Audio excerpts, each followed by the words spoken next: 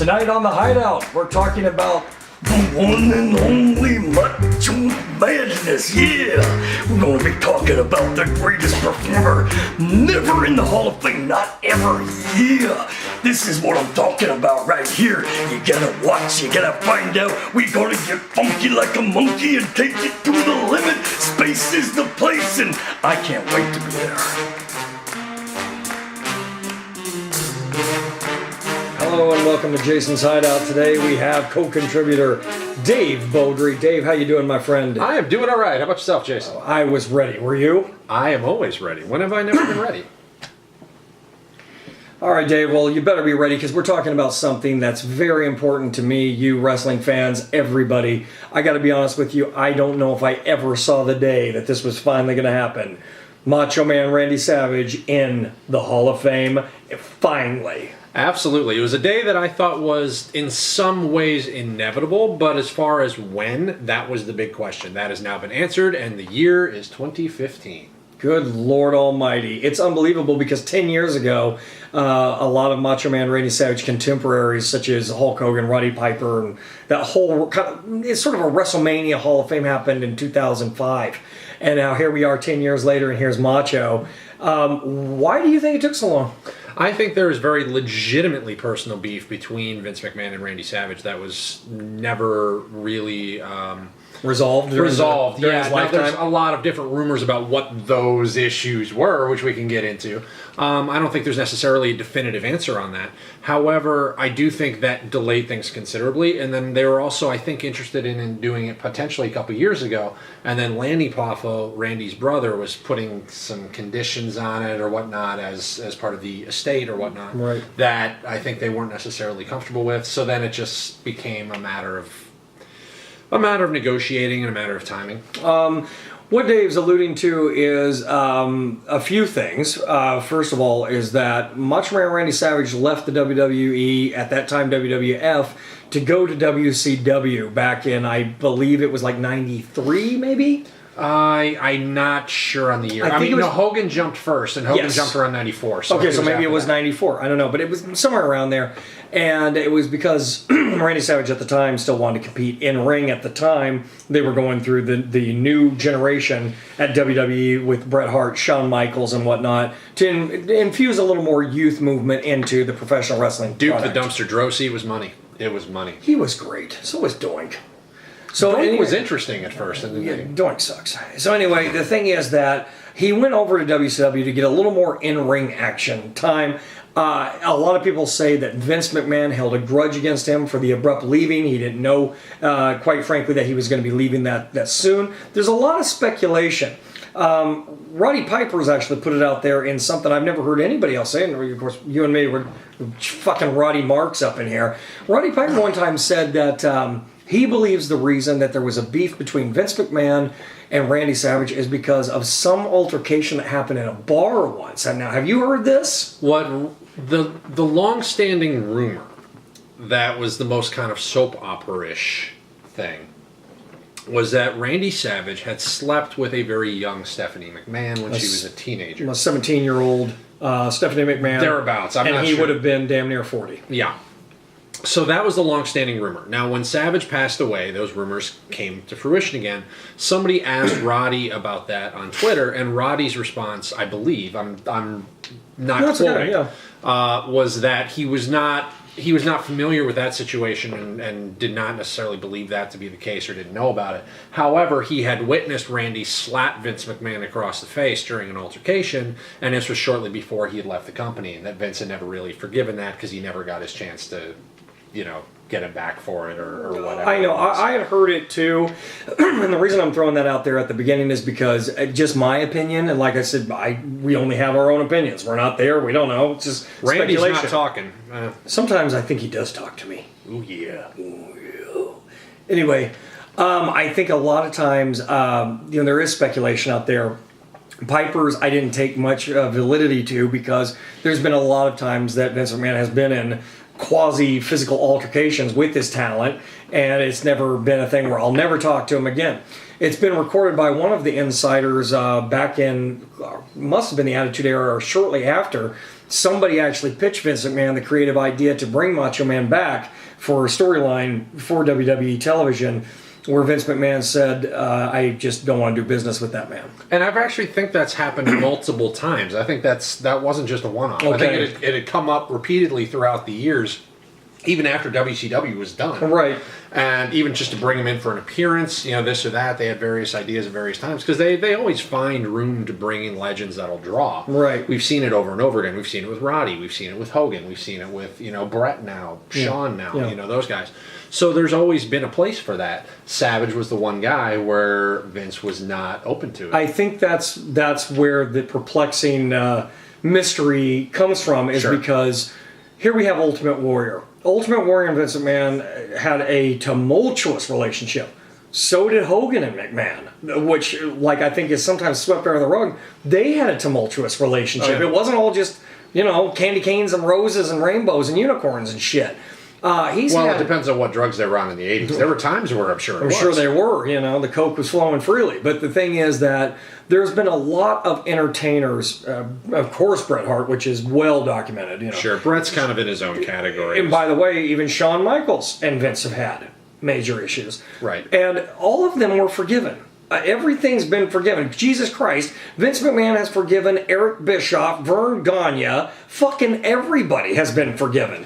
But the one holdout was Macho Man Randy Savage. And it got to the point that, this is, like I said, my opinion again, I almost think that it's hurt Vince in a way that the others didn't. Because if he was trying to sweep this rumor, which I'm going to get into, about Stephanie McMahon under the rug, it certainly didn't help to, if it's true, to have Macho Man Randy Savage, the legend that he is, which in my opinion was only eclipsed in the 80s by one other person, and that's Hulk Hogan, not be in the Hall of Fame for decades. And even after he died, not a sure intro in. It only spurred that rumor mongering. Now the flip of the matter is I'm unclear as to how open Savage was with working with WWE. After he had left the company and all of that.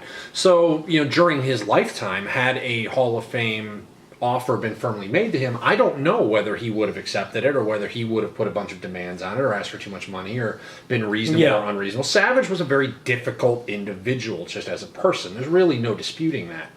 As a performer, his talent was to a level that he could demand. As a performer, he has no peer. No. He has equals, but certainly nobody.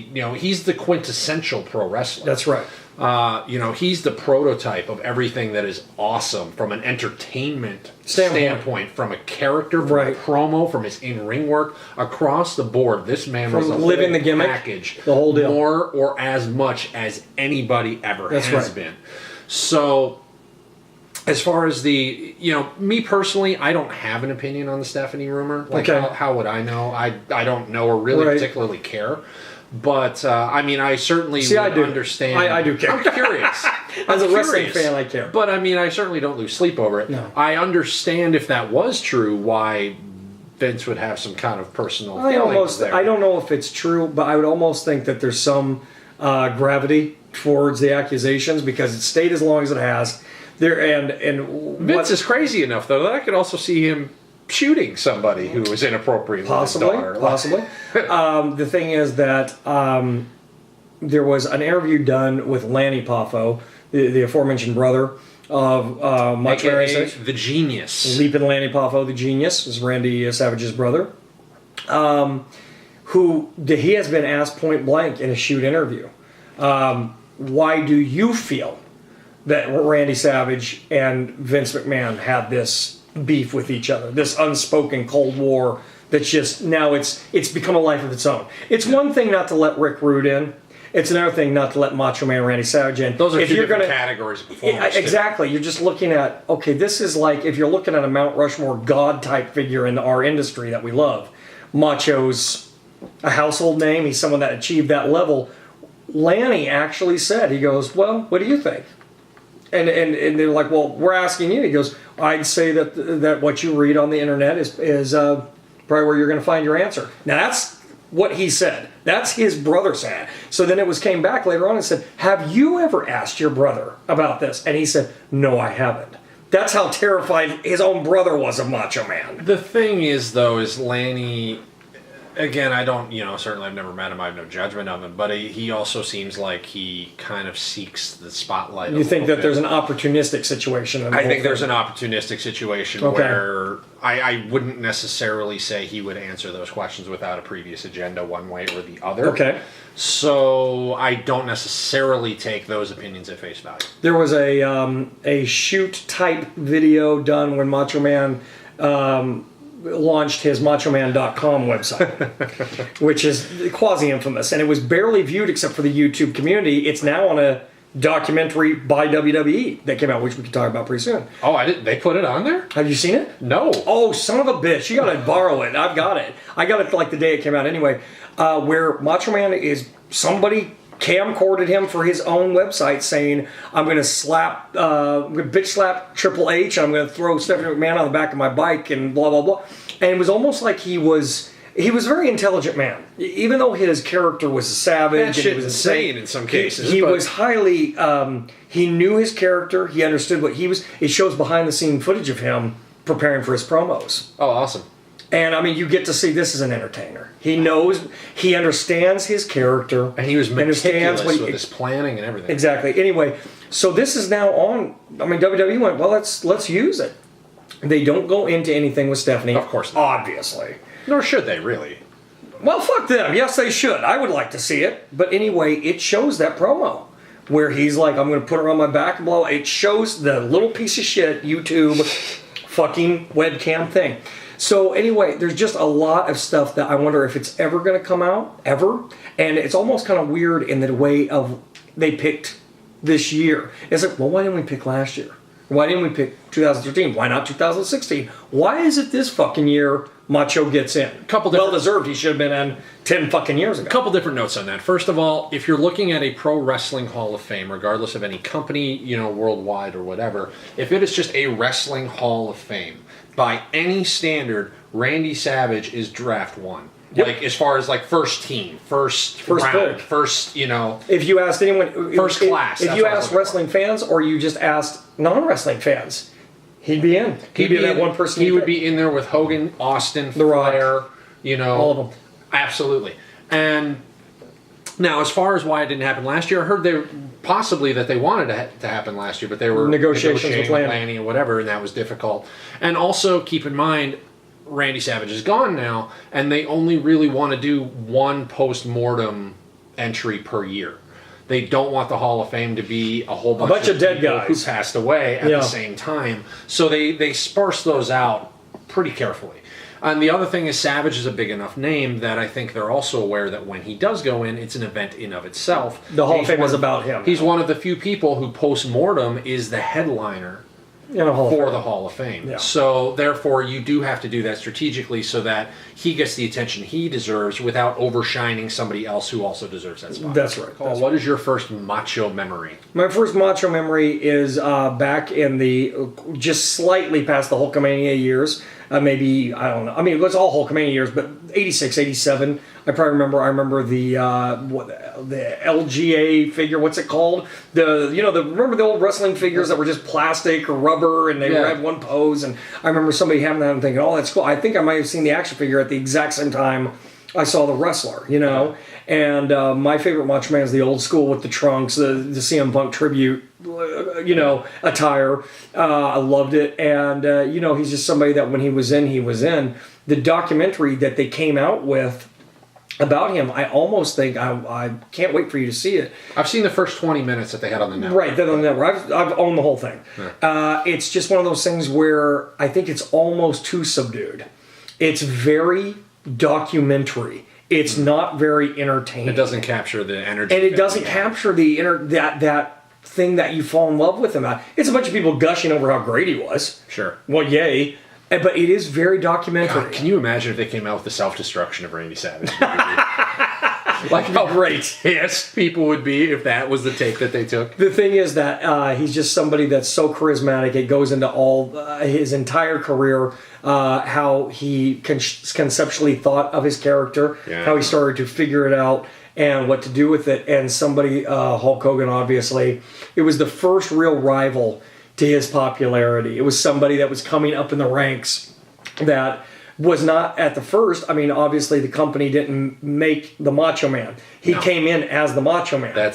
And the thing is that they just put their drive behind him, and here this very smaller stature type person. He was not as big as they build him. They built him at 6'2", 6'3". He might have been 6 foot, 6'1", 220 maybe. Okay, at the beginning, before he completely roided the fuck up at the end of WCW, and just kept using his character, his persona, his ideas, coming out to, you know, pomp and circumstances, having a beautiful female manager that was demure. He really thought of it like Beauty and the Beast, and to see somebody who invented this entire concept, and then Vince going, well, it's good. Let's push that. You know? This was back in the days when Vince was signing people from the various territories and then just promoting them pretty much as themselves. As is. You know, if they didn't have a gimmick, he would give them one, i.e. bringing Harley Race in as the king. But he was still Harley Race. Yeah. When Arn Anderson and Tully Blanchard came in as the Horsemen, you know, they were still Arn Anderson and Tully Blanchard. They were the Brain Busters. Right. So if something was working, he wouldn't mess with it too much.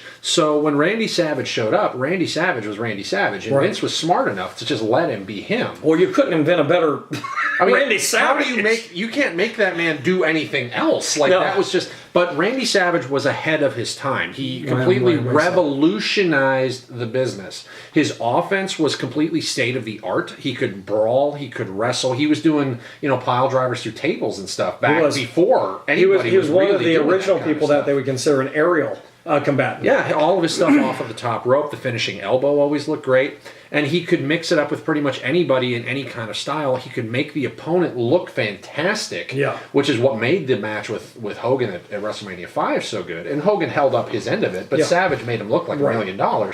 And then he could get himself over at the same time. That's a rare talent that very few guys have. And Savage had it, and you could put him in any generation of pro wrestling. Doesn't matter if you could put him in the 80s, 70s, 60s. You could put him in as a rookie today. And as long as, you know, politics out of it, just that character, that talent, that wrestling style, he would be a main eventer anywhere in the world at any point in time. When they came out with a Let's Make Some Money type DVD about 4 or 5 years ago, there's a 3-disc set. I have that. With Macho Man, and it had a lot of his great matches. It had some good promos, too. It also just had a lot of just matches. And I'm telling you, straight up, I'm not lying, there's a lot of matches from back in the day that, as an older wrestling fan, just don't hold up. You watch and you're like, he's put him in a headlock for 3 minutes. There's no psychology behind it. It's the wrestling. And then there's other old school matches that do hold up.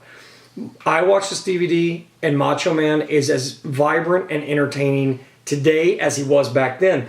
What he's doing before he locks up in getting the crowd to hate him or love him, whatever he was doing at the time, is amazing. Before he even snaps on a wrestling hold, he's already orchestrating the crowd. It is a masterful thing to watch. You know what was fascinating and also kind of sad is a couple years ago, and it was Savage had not done business with WWE or pro wrestling in general for quite a long time, and then he struck a deal with THQ, I believe, for the video game. Was it All Stars? Yes, it was. That was his first comeback. So he actually did a promo to help promote the video game, and the promo that he cut was still better than what 98% of the roster at least could do today. Yeah. And it was a promo to promote a video game. He hadn't done it in how many years? Probably 10, 15 years. And he still was just light years better than almost anybody else that they had. That's the level of talent that Randy Savage was. Now, what are your thoughts on Hulk Hogan inducting him? Because I think that is a poor choice. Well, the thing is that I wish I knew more about the politics behind the scenes, because I know that just to get the freaking documentary made, they did have to do some negotiating with the Poffo family. Primarily, probably Lanny.